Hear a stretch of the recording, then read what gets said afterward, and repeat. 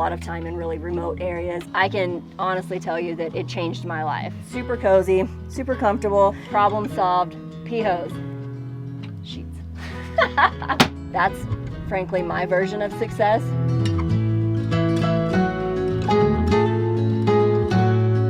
Hey guys, I'm Tisha, and this is Ramble. Come on in. So this is my kitchen. I have a sink which has hot water, so I have a propane hot water heater just for the sink, and also an exterior shower. A truck fridge here, storage for all of my dishes, which is pretty disheveled right now. And then I decided to not put any sort of stove in here. I don't like cooking inside. I don't like my home to smell like food. So I just use a portable single burner stove. I actually have 2 of those, and then I generally take them outside and cook on a table or somewhere unless I have to cook inside, and that works out pretty well. I also have my utensils. So I like this layout because it's really compact, it's simple, it's easy to keep clean, it's easy to use. If I were doing this again though, I would definitely do something different as far as my kitchen storage, because as you can see, everything in here right now is just in this big cabinet with these 3 big shelves, and it rattles around, falls down. If I forget to latch this cabinet, then it's miserable. So I'd probably make smaller storage space to kind of keep stuff compartmentalized and separated. But other than that, I love the kitchen space. It works out really well, keeps things simple and easy to use. Some of the smaller stuff in the build is actually marine stuff. So just because it's lighter, you know, the people have been building stuff in the marine world for a long time in small spaces. So they work really well. So went with these latches, everything locks, as long as I remember to actually push it shut. So this one actually has the portable toilet. And then it also, so on the exterior of the van, there are 3 compartments that open up that I can access from the inside or the outside. So on the exterior of the van, I can get to this from there as well. So I can pull the toilet out on the inside or the outside. And then there's also a bunch of tools, air compressor, and all that stuff. So generally this compartment is mainly accessed from the outside. So most things in the van are powered by electrical. I have 200 watts of solar up top, and the batteries hold 220 amp hours, which is way more than I actually need. For the most part, what I'm using is the fridge every day, and then the interior lights. So I have front lights, rear lights, under counter lights, and then my water pump. And then also right here, I have a cell signal booster. So I spend a lot of time in really remote areas of the 4 corners. So I use that to try to get a signal so I can do some work places. But for the most part, that's what my solar is powering.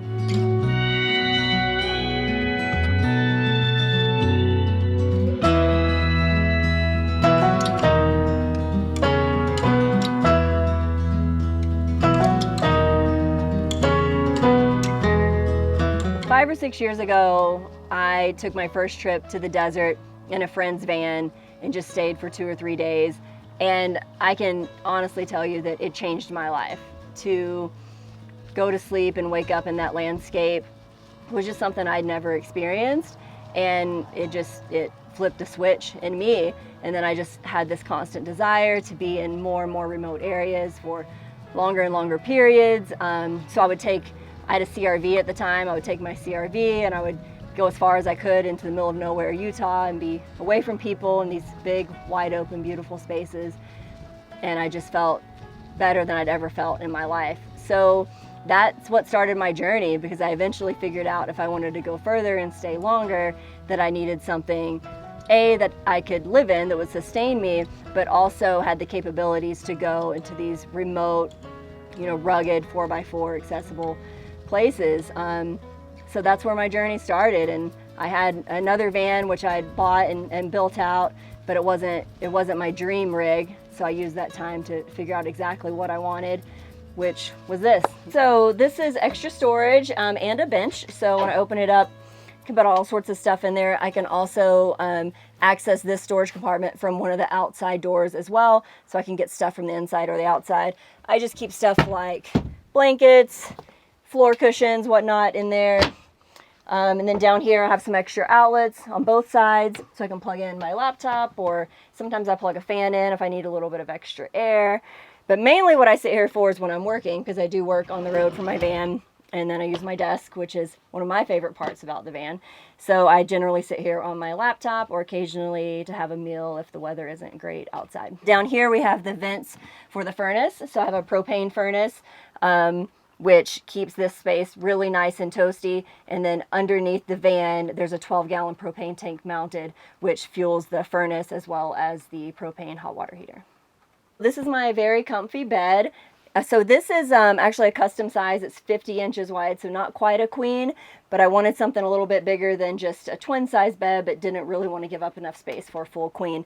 So I went with a custom size, which means for the mattresses, I had to get creative. So I just have some actually foldable mattresses on here, and then an egg crate thing on top, and it makes it super cozy, super comfortable.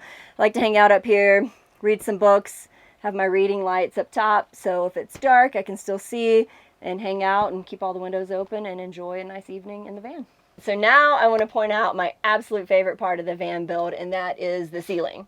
So I spent a lot of time and energy to find the perfect coverings for the ceiling. So these are panels that are wrapped in fabric, and this fabric is depicting old air flight patterns. So it's really awesome to just, when you're laying in bed, I can just look at all of the countries and the flight patterns and just think about all the places I want to go and the places I've been. And it's pretty cool, and it's something that people don't usually notice immediately when they come in the van, but when they do, it always sparks some excitement and conversation. So I love that part of it. So another feature that I really love about the van is this skylight. It lets in a lot of extra light, lets me feel like I'm more connected to the outside.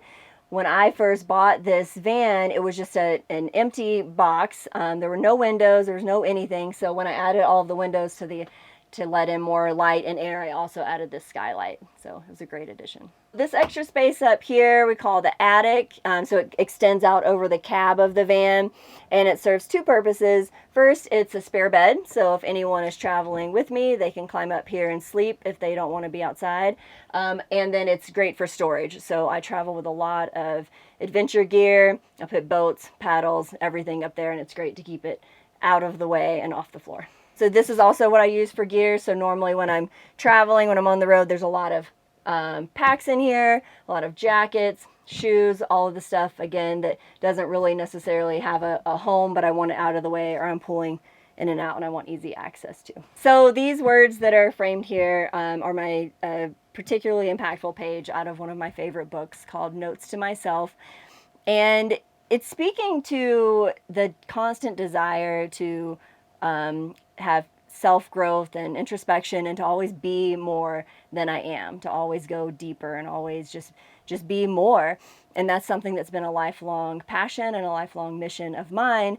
And ultimately it's led to my business, which is coaching others and helping them do the same for themselves, and really look into themselves and figure out who they are and why they are, and who and what they want to be, and helping them get there.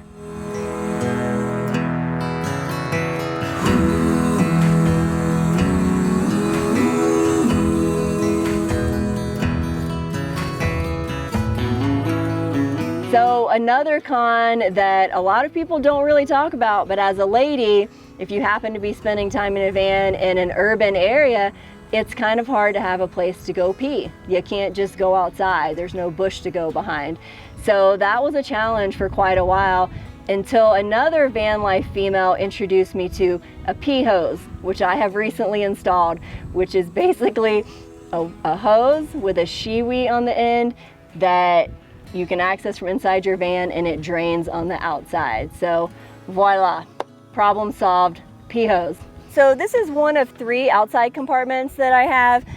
They can all be accessed from the exterior or the interior. This one is mainly the shower. So there's an exterior shower here, which does have hot water, shower pad, sand mat, rug, just things that I might want to grab when I get to camp and set up before just hanging out. I have a 30-gallon water tank, and then also a 6-gallon hot water heater. So total, I carry 36 gallons of water.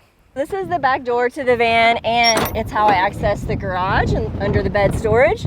So a lot of storage space here for gear. So again, I typically have a lot of boats or backpacks or paddles or whatever shoved under here. And then it's also where I can access the water tank if I need to drain it. All of my solar power panels are back here. Pretty much anything, any of the power systems or anything like that I can get to from back here.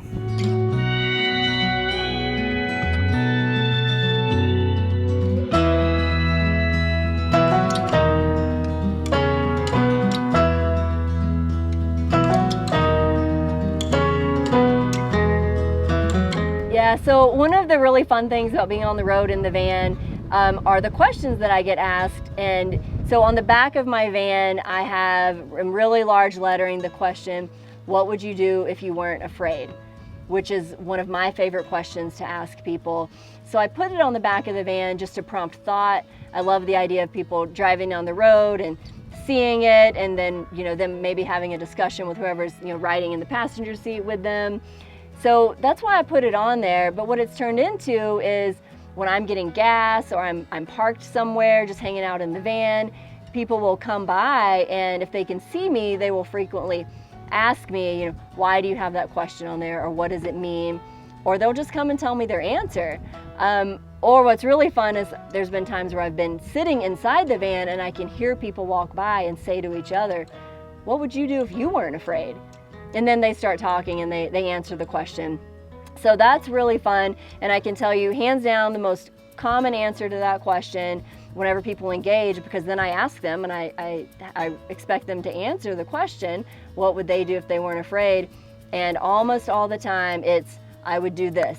I would live in a van, or I would live in something and be nomadic and travel and sell my house and quit my standard traditional job. And that's what most people say. And I find that very interesting. And then it of course leads to really great conversations about how they can do it and what it would take. Guys, thanks for watching. If you want to learn more about my van or me, you can check me out on Instagram. I'm at Tisha Talks. That's TISHA.talks. Or if you want to learn more or talk to me or maybe get some help figuring out how to do this lifestyle yourself, you can check out my website, which is www.tishatalks.com. In the meantime, I encourage you to think about the question of what would you do if you weren't afraid?